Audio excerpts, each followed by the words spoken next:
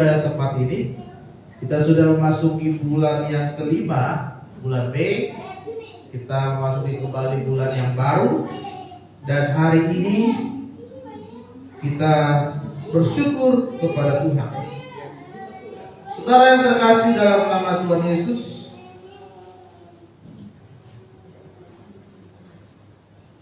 pada pagi hari ini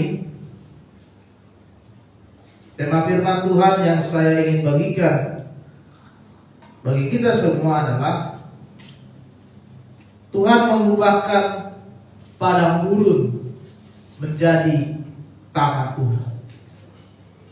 Kita buka kitab kita dalam Yesaya pasal ke-35.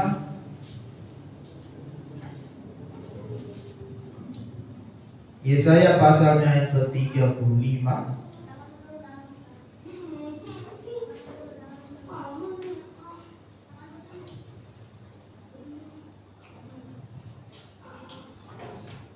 Kita akan baca dari ayat ke-6 sampai dengan ayat yang ke-7. Yesaya pasal 35 ayat ke-6 sampai dengan ayat yang ke-7. Pada waktu itu orang lumpuh akan melompat seperti rusa, dan mulut orang bisu akan bersorak-sorai, sebab mata air memancar di padang gurun dan sungai di padang belantara. Tanah pasir yang hangat akan menjadi kolam, dan tanah kersang menjadi sumber-sumber air. Di tempat serigala berbaring akan tumbuh tebu dan pandan. Saudara yang terkasih dalam nama Tuhan, tema firman Tuhan pagi hari ini adalah Tuhan mengubahkan padang gurun menjadi taman Tuhan. Kalau saudara pernah melihat padang gurun itu, saudara, padang gurun itu adalah hamparan pasir yang sangat luas sekali. Panas, kering, ya. Tidak ada makhluk hidup yang bisa bertahan ketika mereka sedang berada di padang pasir. Padang pasir atau padang gurun itu adalah satu daerah yang paling sedikit sekali mendapatkan hujan. Satu daerah yang paling sedikit sekali mendapatkan kesejukan atau kelembapan, sehingga daerah itu, saudara, akan sangat panas. Di dunia ini ada gurun yang sangat terluas, yaitu Gurun Sahara. Gurun Sahara ini, saudara, dia hanya mendapatkan curah hujan itu 25 cm per tahun. Berarti sangat sedikit sekali gurun ini mengalami hujan. Dia adalah gurun terluas di dunia. Saking luasnya gurun ini, saudara, gurun ini mencakup ke 10 negara. Jadi bukan hanya dimiliki oleh satu negara, tapi Gurun Sahara ini masuk ke dalam wilayah dari 10 negara. Jadi ada 10 negara yang dilalui oleh Gurun Sahara ini, ya. Gurun pasir yang sangat luas di dunia. Saudara yang terkasih dalam nama Tuhan Yesus, berbicara tentang gurun pasir itu berbicara tentang pergumulan yang saat ini kita sedang hadapi. Apakah saat ini kita sedang berada di pergumulan atau di persoalan yang sangat berat sehingga hidupmu merasakan kekeringan? Tidak ada berkat Tuhan, tidak ada pertolongan Tuhan, tidak ada penyertaan Tuhan, tidak ada kekuatan Tuhan, seperti engkau sedang berada di gurun pasir. Kering, tidak ada mata air, kelaparan, kehausan. Kalau siang, saudara, gurun pasir itu akan terasa sangat panas, tapi kalau malam akan terasa sangat dingin. Ya. Apakah kehidupan kita saat ini sedang mengalami seperti itu? Seperti sedang berada di sebuah gurun pasir yang sangat luas. Kekeringan, kehausan, kelaparan. Kita nggak tahu kemana arah tujuan hidup kita karena semuanya itu pasir. Kita nggak tahu kita mau kemana perginya. Kita nggak tahu kita mau mengarah kemana. Kita tidak tahu kita mau bergerak kemana. Karena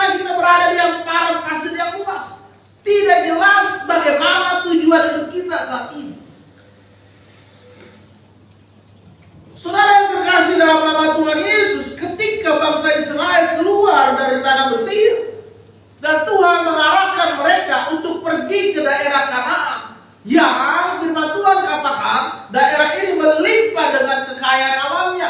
Ada susu dan madu di sana, sehingga bangsa Israel tidak lagi menderita di Mesir, tidak lagi kelaparan di Mesir, tidak lagi disiksa di Mesir. Mereka dapat masuk ke daerah Kanaan.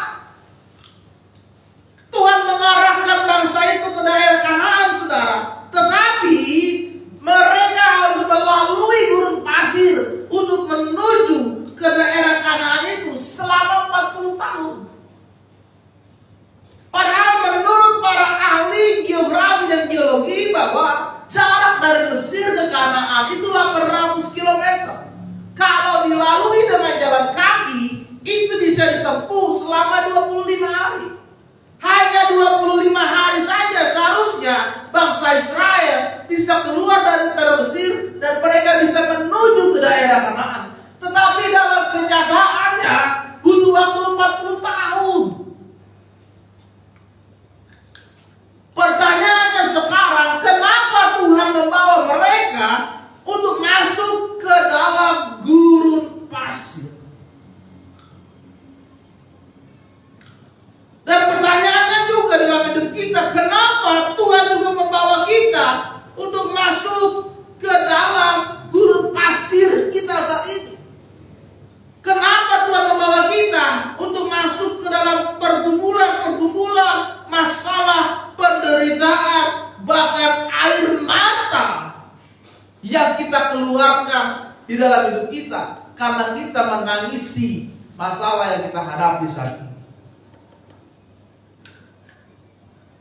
Saudara terkasih dalam nama Tuhan, Tuhan ingin melihat bagaimana air matamu akan diubahkan oleh Tuhan menjadi mata air, sehingga seperti yang tertulis di dalam kitab Yesaya tadi, saudara, bahwa di dalam gunung pasir, di padang gurun itu memancar mata air. Kalau kondisi di gurun pasir itu sedang panas-panasnya, itu akan muncul kamuflase optik yang bernama fatamorgana. Orang itu saking kehausan, saking butuh air, dia akan melihat seolah-olah di hadapan mereka itu ada sumber air. Makanya saudara, kalau di gurun pasir itu ada namanya oasis. Seperti ada danau yang besar yang kita lihat di gurun pasir, ternyata bukan. Ternyata itu hanya ilusi mata. Karena yang kita bayangkan, kita mau melihat mata air, kita mau melihat sumber air karena kita sedang kehausan saat ini. Tapi ternyata itu hanya ilusi, hanya bayangan kita, bukan kenyataan yang sebenarnya. Saudara, kenapa Tuhan ingin membawa kita masuk ke dalam gurun pasir? Yang pertama adalah Tuhan ingin menunjukkan bahwa Dia sanggup melakukan apapun menurut rencananya. Jadi bukan hanya kita melihat bayangan seolah-olah Tuhan tolong padahal nggak ada. Seperti kita melihat adanya oasis di gurun pasir, ada bayangan danau, ada bayangan sungai, padahal nggak ada, itu hanya bohongan. Tapi Tuhan ingin menunjukkan dan membuktikan bahwa penyertaan Tuhan itu ada di dalam kehidupan kita. Ini dibuktikan, saudara, bagaimana Tuhan menyertai bangsa Israel keluar dari tanah Mesir selama 40 tahun. Pertanyaannya, apakah Tuhan membiarkan bangsa ini? Tidak. Tuhan berikan tiang awan ketika siang, Tuhan berikan tiang api ketika malam. Mereka tidak kepanasan, mereka tidak kedinginan. Tuhan berikan makanan kepada bangsa ini.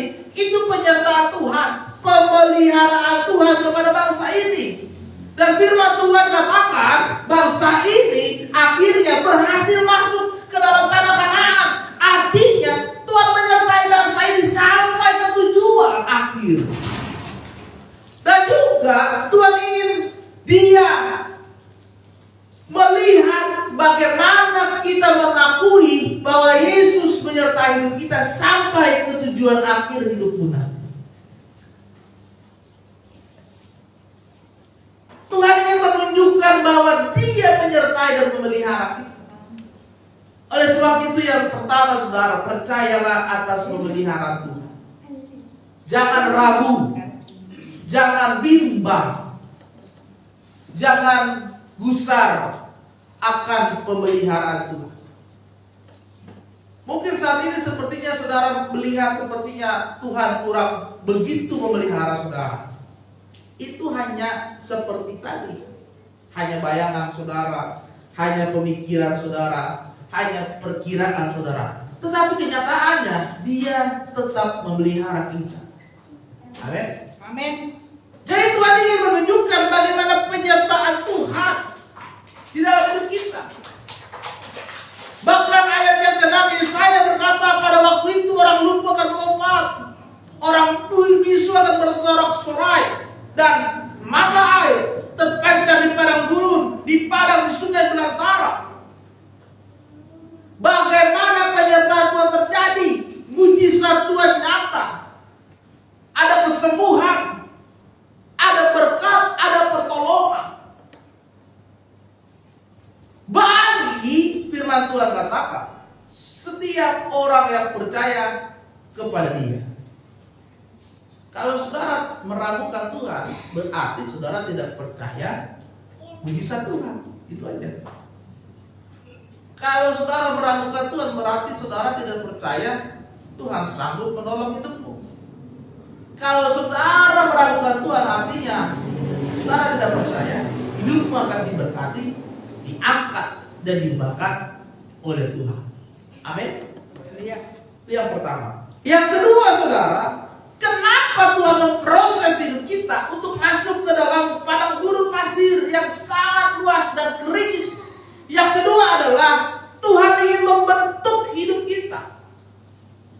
Bagaimana Tuhan ingin memproses hidupmu, mengubahkan hidupmu sehingga hidupmu tetap setia kepada Tuhan.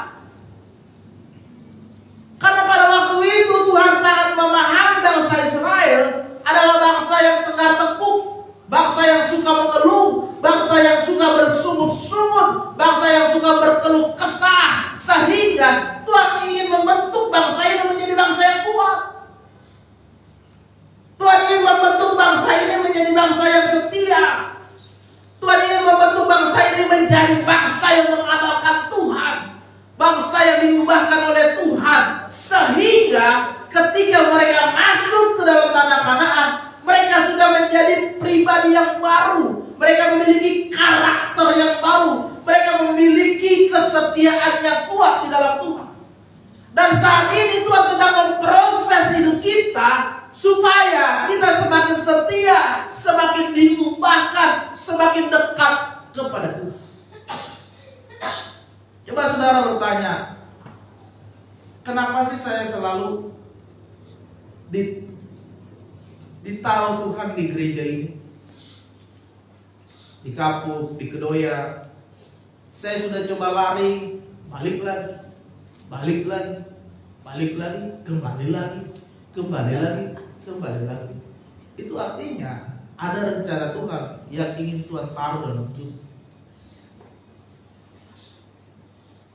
Kenapa sih saya sudah mau melayani, tapi kok tiba-tiba balik lagi, dikasih jadwal lagi, dikasih jadwal lagi? Artinya ada rencana Tuhan yang ingin Tuhan lakukan di dalam hidup kita. Jadi saudara, kita harus menikmati bagaimana proses Tuhan. Jangan dilawan, jangan mengeraskan diri, jangan lari lagi dari panggilan Tuhan. Lari dari panggilan Tuhan itu capek saudara, capek. Akan makan hati,